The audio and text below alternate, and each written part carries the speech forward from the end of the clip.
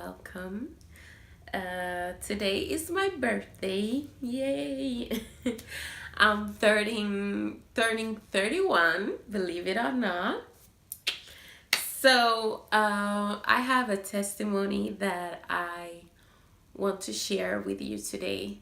In these past weeks, I have had this really, how will I say, like a pressure on my heart that I really have to get this video out, and I really have to testify, because I feel this is going to help somebody that is going through this at this moment. You guys, this is really difficult for me because it's a very personal thing, but I'm going to try to be as transparent as possible, and I hope those of you who are watching, I hope that you'll be respectful, um, because I'm so open when it comes to this, but I'm really doing it for a course. So let's jump into the story. So it was 2013 in the morning. I think it was around 10 o'clock morning. I was in my apartment then, here in Gothenburg. I was at a very bad place. I was out of shape mentally, physically, emotionally. The night before had been really traumatic for me. I had been put through trauma that night, and I woke up the next morning and I was feeling like this empty shell. And I got these thoughts in my mind that continuously told me to commit suicide. It told me to jump out of the window. It told me to take tablets. It told me to stab myself. All these really irrational thoughts started to flow through my mind, and it wasn't the first time that these thoughts had been in my mind, but it was the first time that they had overpowered me and made me to actually do what it was telling me to do. So going back to when I was 14 years old, I myself believe I was suffering from depression, functional depression. I was very functional. I was going to school and I was hanging out with friends, and throughout my school years and even into my adulthood, people have described me as a happy person, and which I was. I was a very happy person in social gatherings. I was a really happy person, but at home I wasn't that happy. I was a person that was very angry. I had a lot of emotions, and I preferred to stay on my own, to be for my own, to be by my own. I didn't want so much to socialize with my family. Usually when I came back from school at that age, I would run up to my room, close the door, and stay there. I might come down for dinner and then I go back to my room. I wasn't that social at all. So now going back, so I was already at 14 years old. I was suffering from eating disorder, and I was suffering from depression, functional depression, because I could still at that point function and have an active life with my depression. So going back to the 2013 incident, I was overwhelmed with all these emotions and suicidal thoughts. So I finally decided to end it all and to take myself out of my misery, and as I thought, take my friends and family out of their misery, and to kill myself. So I took tablets. It was pain relief. That was, I mean, they were not anything that you need to have a subscription to have. You could just go to the store and buy them yourself. So I didn't think it would be that dangerous. But I took them. I took 7 of them. And I swallowed all the medicines, and then I wrote to my friends a kind of goodbye. Some of them, how much I loved them, how much I cared about them. And I had a friend that was coming to visit me that day that at that point I had totally forgotten about, because I was detached from reality. I was in such a rage of sadness, and to be put through this trauma, which was not the first time I had encountered this type of trauma in my life. The same thing had happened to me from my childhood. So to encounter it again, it kind of just set off like, okay, there is something wrong with you. You are the problem. This happens to you again, then you are the problem. And whoever I thought about, if I thought about my family, how much it would hurt them, it didn't mean nothing, because it was better for them if I didn't exist. If I thought about my friends, how much it would hurt them, it didn't matter, because it would be better for my friends if I didn't exist. That's how my thought went at that point. So I had taken all the medicines and I started to doze off. And one of the friend that was supposed to come and visit me, she came. I think I wrote to her, she didn't have to come, but she still came to my place. And she found me and she found the tablets everywhere. So she called the ambulance and they came to pick me. They sent me to the hospital. And when I came in, they gave me this thing to drink that was like charcoal, for them to kind of break the damage that the medicine might have done to me at that point. So when I came into the hospital, they sent me off to the mental, how will I say, the mental ward. It was a ward for people who suffered from depression, severe depression, or suicidal thoughts. And I was staying there. And when I came in, the doctor had already subscribed medicines for me. It was antidepressives, and it was also anxiety calming medicine. And I would just take these ones and I would sleep, because they were really heavy medicines. I had, up to this point in my life, never been on severe medication. I had never tried drugs or anything like that. So when I took these medicines, they really got a heavy effect on me. I was drowsy, I was tired, I just slept. I didn't eat, I didn't do anything. I just slept like for over 2 weeks. I just slept. So when I was in there, my mom came to visit me and my friends came to visit me. I wasn't paying that much attention to what was going on around me, because I was gone. Like, I was in my spirit. I felt like I was in prison, and I didn't care about what was going on around me. I didn't care about myself. It was just like I was waiting on to die. I remember so well that I wanted them to send me back home, and they told me no. And the reason was I wanted to go back home because I wanted to do it again, because I felt that I had failed. I had failed to try to kill myself, so I wanted to go back home. And thank God they didn't listen to me. I stayed there for over, I think it was either 5 or 6 weeks. I was at this ward for people with depression. And when I came out, I was exhausted, emotionally, physically, mentally, spiritually. I was exhausted. I felt drained. It felt like somebody had just pulled out everything out of me.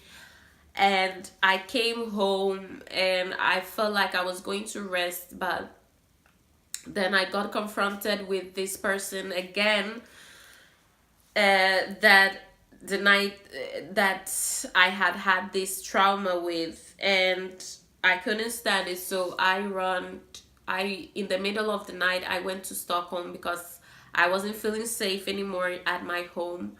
And my mom came. I went back from Stockholm like the week after I went there, and then my mom came and we decided that it was time for me to move back home. So when I'm moving back and forth in the stories, but when I lived at home to the point of I was 17 years old. When I was 17, I moved from home. I moved to another state, or yeah, it was another state or city, you can say, in the north of Sweden, and it was far away from family. I didn't know anybody in that city, but I decided that was where I was going to be. So when I started school there, it was a lovely school with very good classmates. The teachers were good. I was finally in the program that I was interested in, which was international relations. I really enjoyed it, but what happened was that my depression took a new turn. Now I had weeks that I wouldn't show up in class because I couldn't get out of bed. I didn't know how to get out of bed. And all this time, all these years, I didn't really know what was going on with me. I knew that it was depression, but a part of me was like, no, you're just lazy. You're lazy. Like, get out of bed. What you doing? So I would lay there in bed exhausted. This is crazy. I slept a lot, but I still felt exhausted. I would lay in bed and I would just, you know, be thinking to myself, what is wrong with you? Get out of bed. Get out of bed. You have to go to school. You have to do this. You have to do that. Try to push myself because in my mind, I was just lazy. I'm a lazy person. That's why I'm doing all this. But I couldn't. And at that time, at that level I was, when it came to school, it's no teacher that's going to chase you. It's nobody that's going to call you, why were you not in class today? So I could really get away with it for so long.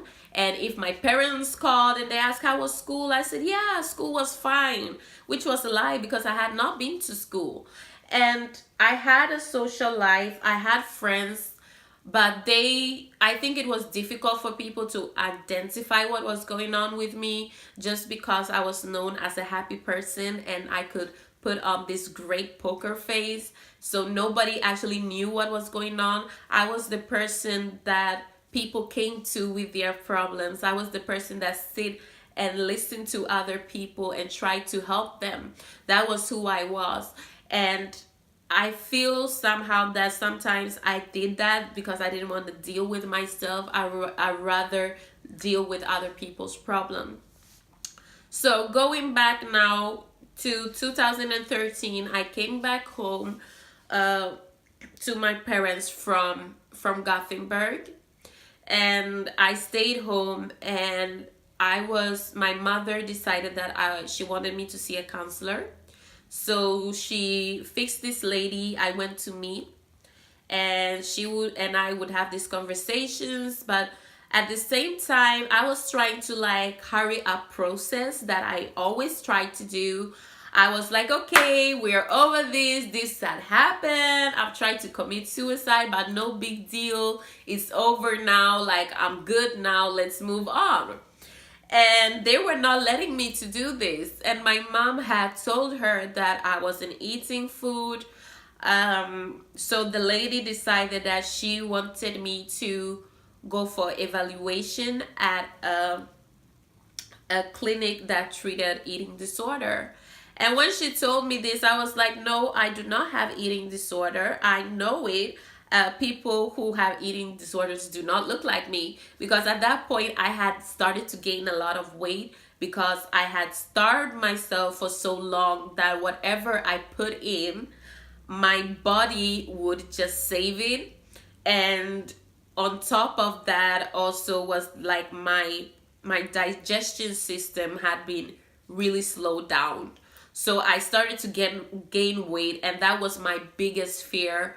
From 40 years old up to that time when I was 26, I was scared to gain weight because I did not want to be that fat girl. God forbid, I could be many things but not fat. That was what my mind was saying. And every time I watch a picture of me, not even a picture, like I watched myself in the mirror, I saw a person that was big. it's hard for somebody who have not been through this to understand what I talk about. But my reflection in the mirror and who I was in reality was not combined. It was not combined. I was not, I couldn't really see myself. I thought always I was bigger than what I was. So I was sent now to this clinic for people with eating disorder, and I met with a psychologist who was going to evaluate me and see if I was eligible to be in this program that they had. So she would ask me 100 questions, and on the first day she asked me 50. And I was thinking for myself all the time going in there, I'm not going to stay here. I do not have eating disorder. If I look at the other girls that were there, they were really anorectic, and that was not me. So when she had come to question 25, and it was questioning everything about childhood, everything about trauma, different things, frame of mind, how you eat food, how you do different kind of things. So she looked at me and she told me, I usually do not do this, but you have an eating disorder. You need help. And I looked at her and I thought that she was joking. And she told me that usually they would do the 100 questions, and then she would sit down and discuss with her colleagues either if I'm eligible to start there or not. And at that spot, she decided that they needed to help me, and they needed to help me ASAP. So I started the program, and I was there, but I was there physically, but my mind was not there. I really didn't connect in the beginning with the program, and after I did, it was a 12 weeks program. After the 12 week, you could get 6 more weeks if they felt that you were not eligible to go home. So I did first the 12 weeks, and I thought, okay, we're done now, so now I can go back home and I can start losing this weight. And they told me, no, you have 6 more weeks to be here. And I was angry at first because I felt that I still at that point I didn't have an issue. But I thank God today that they gave me that 6 other weeks because I needed it. So during this time I was in treatment, I had difficulty sleeping. I couldn't sleep. I would stay up all night baking cakes, just doing random things. I couldn't sleep. I had like insomnia. So it was a specific one night, I remember I hadn't slept all night and I was really tired. I think it had almost past 3 days that I had not slept sufficiently. So I had this anxiety medicine that was to calm my nerves from the first time I was in the hospital. And that first time, I'll just put it like that first time they gave me antidepressive that were horrible. They were really horrible, and I just quit them by myself because I became a zombie. I was just feeling this is not working out for me, okay? So, but I still had this anxiety medication, so I took it. And I took more than I was supposed to. Let me say it like that. I took a lot of it, and I drank it all, and I slept. And I slept. And I slept. I slept through the whole day. I slept up to the evening, and I think around 7-8 o'clock I could hear my parents in the evening. I could hear my parents calling my name, but it was so far away, so far away. And I woke up and I was thinking I have to go and pee, but all I really wanted to do was to sleep. And it took me 1 hour from thought to process. So I went down the stairs, I went to the bathroom, I did what I was supposed to do, and when I was ready to get out of the bathroom, I fell to the ground and I guess I fainted. And I was thinking, this feels so good. I was sleeping on the floor. And I just woke up by hearing my mom knocking, banging on the door. Wake up, wake up, wake up. Like, what is going on in there? Open this door, open the door. So I was like, leave me alone. And at last I opened the door, and like my mom was standing there, my dad was there, my brother, and they were looking at me. And I was like, they said, come and eat outside, leave me alone. And my mom was like, what is wrong with you? I said, leave me alone. So I was going up the stairs, and then I fell. And my dad caught me, and he sat me on his knees. And I was so tired. I just wanted to sleep. That was what was going through my mind. I just wanted to sleep. If I could sleep, I could let all this pain go away. I just wanted to sleep. So he started to hit me. He started to slap me to keep me awake. And I didn't understand what was going on. And my mother was in panic. And she was like, what should we do? What should we do? And my brother was like, call the ambulance. Call the ambulance. So they went and they called the ambulance. And they came to our house. They took my blood pressure and they said that it was too low. They had to take me back to the bigger hospital in the city. So I and my mom went. My mom went with me in the ambulance, and we went to the hospital. I spent the night over there, and I was on drop. And the day after, I came back home with my mom, and until today, I can say I feel a guilt and shame what I put my parents and my brother through that period of time. I'm so ashamed that my brother had to witness that because he wasn't at age for it. I think at that time he was 15, 16 years old, and it was just shameful that I put him through that. Anyway, I finished my treatment at the clinic for eating disorder, and they transferred me to a counselor who was how will I say, they call their team the trauma unit, and they work with people that have been through trauma. So I was there for a while, and at that time I had started to reconnect with God. During all these years with my depression, I still had God, but I wasn't having a relationship with God. I was raised in a Christian home. My mom was a strong believer, but during my trials, I wasn't connected with God. But I remember when I was really, really sick in my depression, my family would call and they would pray for me. My aunties would call, they would pray for me. Family friends would call and they would pray for me, even though I myself, I couldn't pray.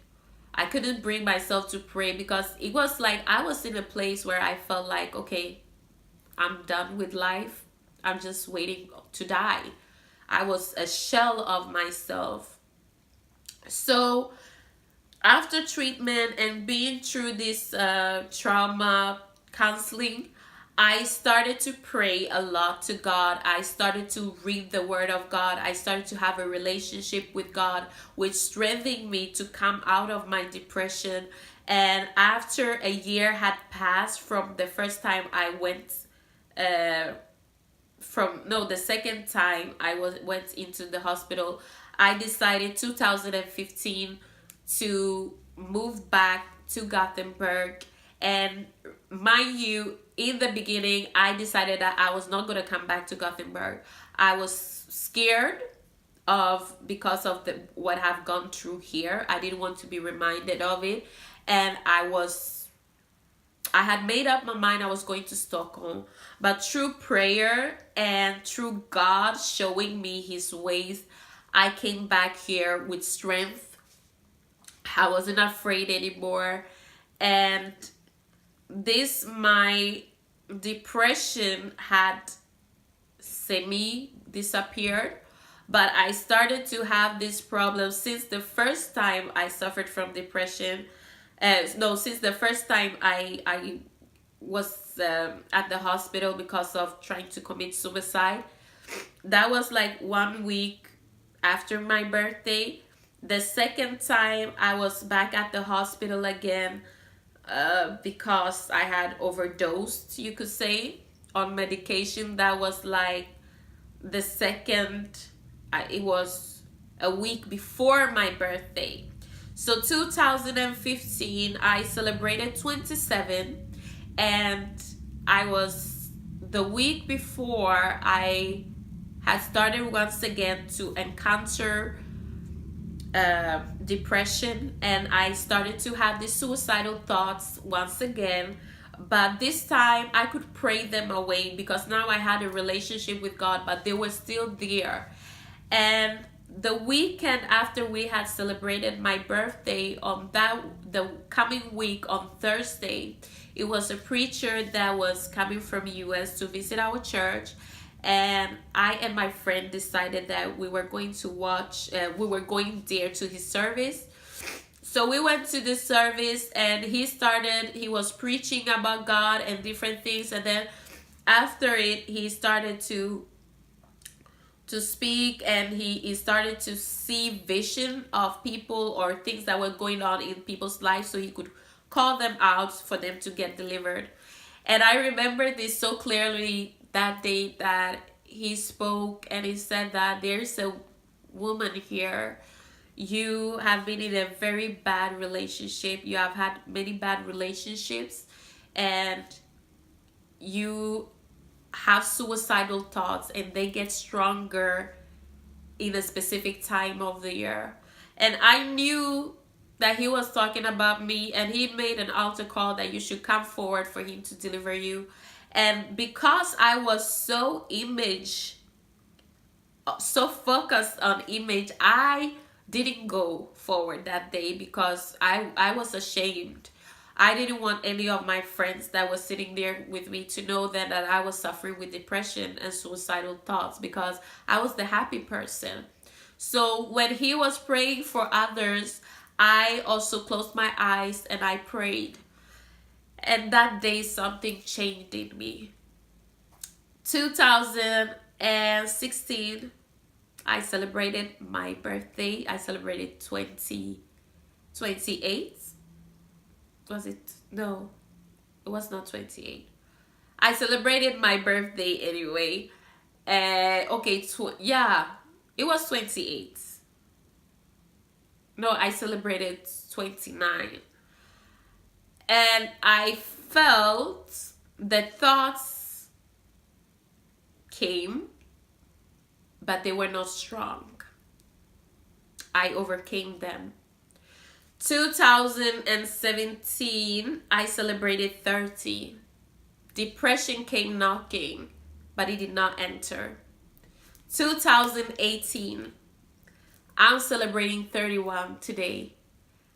And I can tell you in all honesty and truth that I have not had any encounter over 2 years with depression.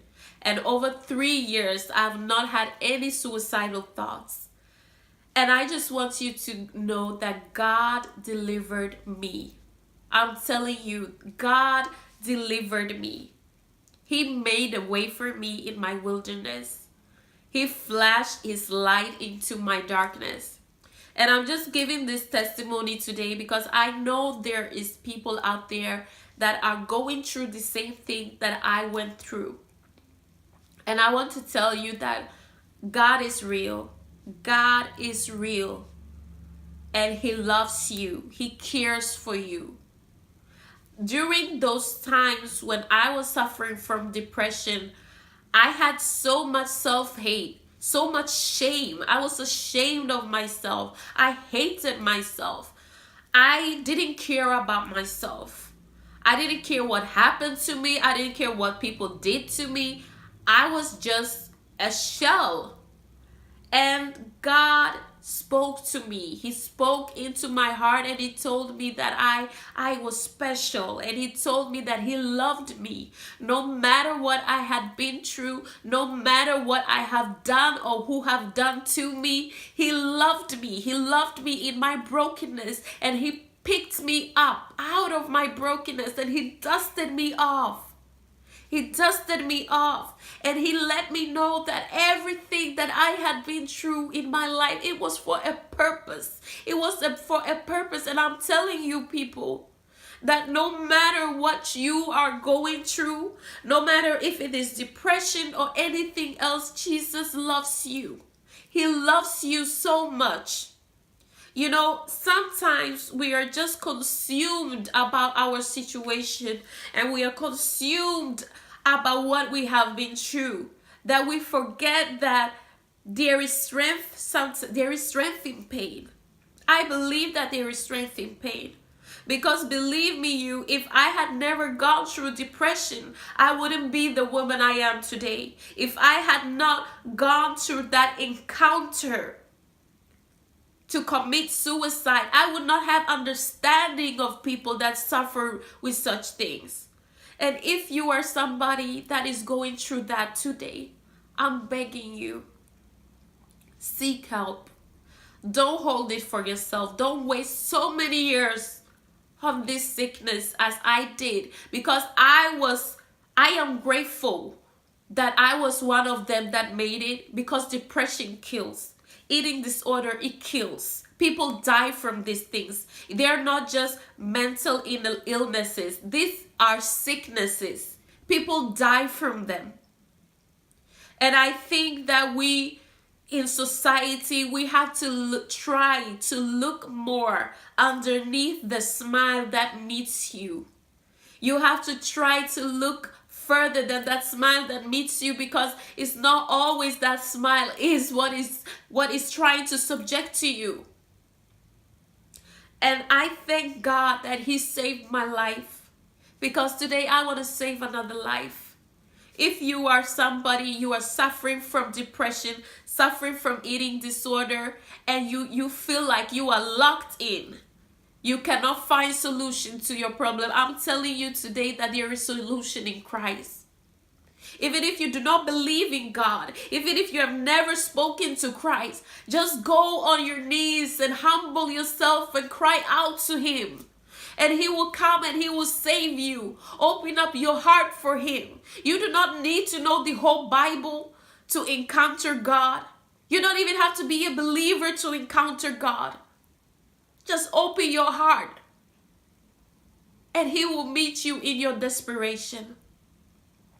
It doesn't matter what you're going through. It doesn't matter if you've been abused. It doesn't matter if you've been molested. It doesn't matter if you are going through a divorce. Nothing of these things, even if you have broken dreams, even if you have an addiction problem, none of these things are worth taking your life for. There is solution, and there is a gift of life. Every day that you are awake and you are breathing, there is still hope.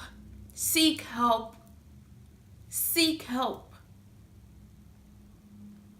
I thank you all for listening to my testimony, and I hope it will help somebody today. If you are that person, Jesus loves you. He cares for you. He created you in your mother's womb, and he has a purpose for your life. He has a purpose for your life. He has a purpose for your pain. Just reach out your hand and he will help you. And just know you are not alone. You are not alone. You are not alone in this. It is not your fault. You're not lazy. You're not dumb. And you're not stupid. God is there for you. And he's ready to deliver you, just as he delivered me. I thank you all for watching, and I wish you to have a blessed day. And I pray that God should continue to bless you, your family, and your life. Thank you.